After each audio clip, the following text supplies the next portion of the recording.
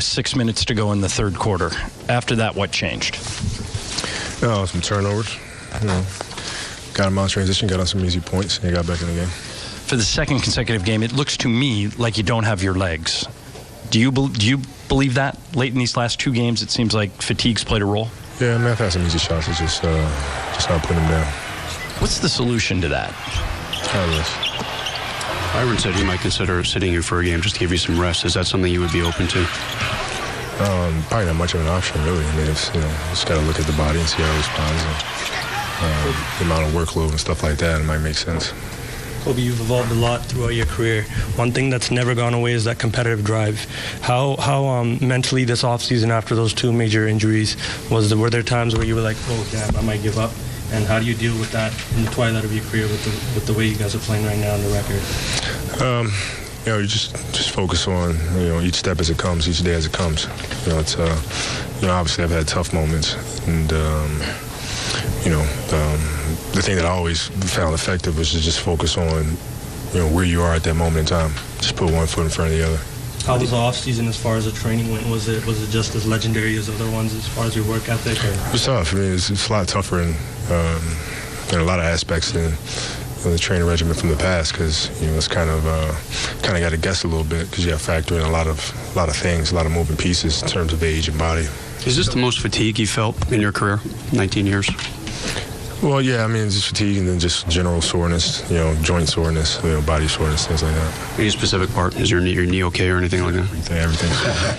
Kobe, coming into this year, it seemed important to you to be able to play all 82 or play every game you were healthy for.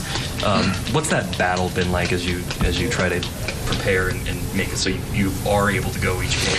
Well, I mean, I take a lot of pride in trying to play all 82, obviously. I mean, it's, people come and spend their hard-earned money to come and watch us play, and, hope that I'm out there. And, so I try to take that into account, every single night, man. Byron said after the game that the ball movement stopped and that the player movement stopped. Do you agree with that? And if so, how do you correct it? Yeah, I agree with that. I mean, they picked up their pressure, and we had a hard time trying to get the ball into our offense to begin with. Did you anticipate, through all your workouts this summer, did you anticipate that at this point in the season you would be this tired after games, or was that something you can't really prepare for? No, I didn't anticipate having to try to do so much to answer your question. Is it the frustration that's taking you out of it? Because normally in the past that would just drive you more.